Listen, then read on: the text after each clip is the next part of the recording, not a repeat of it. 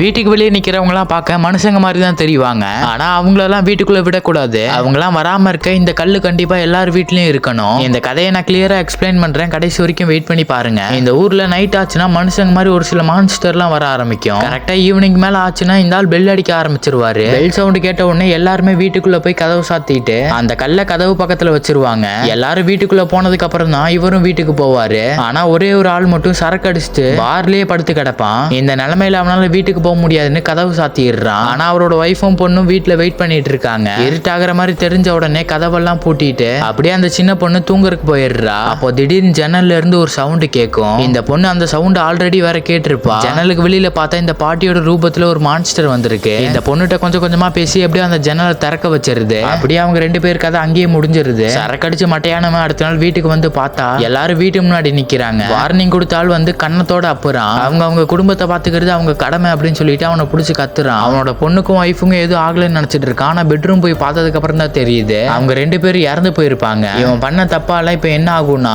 அந்த ஃபேமிலில இருந்து அவங்க இறந்தனால வேற ஒரு ஃபேமிலி அந்த ஊருக்கு வந்தாகணும். அவங்களுக்கு இந்த ஊரை பத்தி எல்லாம் சுத்தமா தெரியாது. இந்த வார்னிங் பண்ற ஆளு அவங்க கிட்ட இன்னும் எதுவும் சொல்லல. அவங்களும் என்ன நடக்குதுன்னு பார்த்துட்டு கிளம்பிடுறாங்க. அதுக்கப்புறம் அந்த ஊருக்கு புதுசா வந்த ஆளு இவர்கிட்ட வந்து பேசுறான். இந்த ஆளு 6 மணிக்கு மேல வெளியே வராதீங்கன்னு சொல்லிட்டு கிளம்ப சொல்லிடுறான். அது மட்டும் இல்லாம போற வழியில சேஃபா போகணும்னு சொல்றான். இவங்க கரெக்டா தான் போயிட்டு இருப்பாங்க. திடீர்னு ஒரு கார் வந்து நடுவுல வந்துடும். இவங்களோட வேனும் கண்ட்ரோல் இல்லாம ஒரு காட்டுக்குள்ள போய் சொருகிரும். அங்க இருக்கவங்களுக்கு பெருசா அடிபட்டு இருக்காது. மரம் வந்து நடுவுல சொருகினால இந்த ஆளால நவர முடியாது. அவரோட வைஃப் மயக்கம் போட்டிருப்பா. பொண்ணுக்கும் எதுவும் ஆயிருக்காது. ஆனா பையனுக்கு மட்டும் கொஞ்சம் பயங்கரமா அடிபட்டு இருக்கும். புதுசா ஊருக்கு வந்த ஃபேமிலியை காணணும்னு சொல்லிட்டு தேடி வரான். அப்போதான் இங்க நடந்த விஷயத்தை கவனிக்கிறான். எல்லாத்தையும் ஒரு வழியா காப்பாத்திடுறான். ஆனா அங்க நடக்க கூடாதுதான் ஒரு விஷயம் நடந்துருது. டைம் 6 மணிக்கு மேல ஆயிடும். அதனால அன்னைக்கு மட்டும் அவங்களை காப்பாத்துறதுக்காக அந்த சாஞ்சு கடந்த வேன்குள்ளேயே எல்லாரும் இருக்காங்க. வேன்ல இருக்க எல்லா கேப்பையும் அடைச்சிட்டு அந்த கல்லையும் வச்சிடுறான். ஆனா திடீர்னு அந்த சின்ன பையனுக்கு ஏதோ ஆகுது. உடனே அந்த வேன்ல இருக்க துணியை நவுத்திட்டு ஜன்னல் வழியா பார்த்தா நிறைய மான்ஸ்டர் வர ஆரம்பிக்குதுங்க. இதோட கண்டினியூ பார்க்கணும்னா மறக்காம சப்ஸ்கிரைப் பண்ணிக்கோங்க.